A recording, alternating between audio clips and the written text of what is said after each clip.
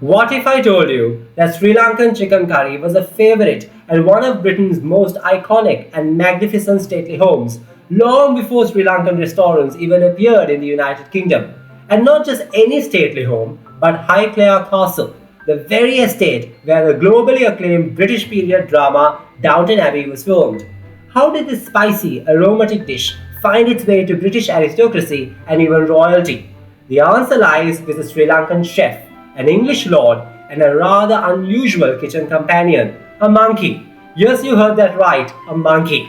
Curious? Well, let's dive into the incredible story of how Sri Lankan chicken curry became a staple in one of England's most renowned stately homes. Our story begins in the late 19th century with George Herbert, the 5th Earl of Carnarvon. If that name sounds familiar, it's because he was the wealthy aristocrat who funded the discovery of Tutankhamun's tomb in the Valley of the Kings in Egypt. Yes, the man responsible for uncovering one of the greatest archaeological finds in history. He was also responsible for making Sri Lankan chicken curry a British favorite. So how did this happen? Well, it turns out that Lord Carnarvon visited Ceylon, as Sri Lanka was formerly called, during his travels and absolutely fell in love with Sri Lankan cuisine, especially its famous chicken curry. So much so that he decided to bring a Sri Lankan chef back with him to England to cook for him at his residence, Highclere Castle.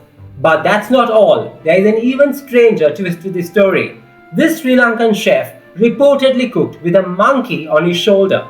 Imagine being in a grand English kitchen filled with chefs and maids and seeing a chef from a far-flung colony whipping up curries with a monkey casually sitting on his shoulder. Unsurprisingly, some of the British kitchen staff were not so thrilled about the hygiene of it all, but Lord Carnarvon didn't seem to mind. Even after Lord Carnarvon's untimely and mysterious death in 1923, just weeks after the opening of Tutankhamun's tomb, the tradition of serving Sri Lankan chicken curry at Highclere Castle lived on. To this day, over a century later, Sri Lankan-style chicken curry is still served as part of the famous shoot lunches at Highclere Castle. Interestingly, while the chefs at Highclere Castle today aren't Sri Lankan, they still follow the original recipe crafted by the Sri Lankan curry chef over a century ago, keeping this iconic dish a beloved favorite to this day.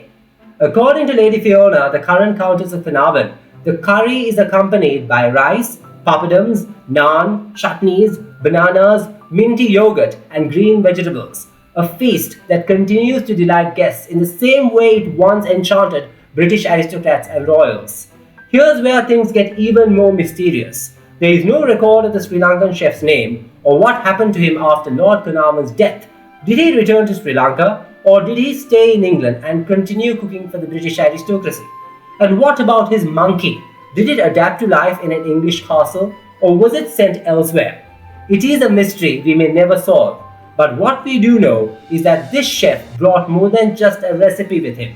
He brought a piece of Sri Lanka's rich culinary heritage to Britain. And so, next time you happen to visit the UK, that too Highclere Castle, and enjoy a plate of Sri Lankan chicken curry, remember, it's not just a dish, it's a legacy passed down from a Sri Lankan chef who unknowingly shaped British aristocratic cuisine forever. So what do you think happened to the mysterious Sri Lankan chef and his monkey? Let me know in the comments below. And if you love uncovering forgotten stories from history, don't forget to like, share and subscribe to my channel. Until next time, this is me, Zamir Karim, signing off. Stay tuned for more fascinating stories from Sri Lanka's past.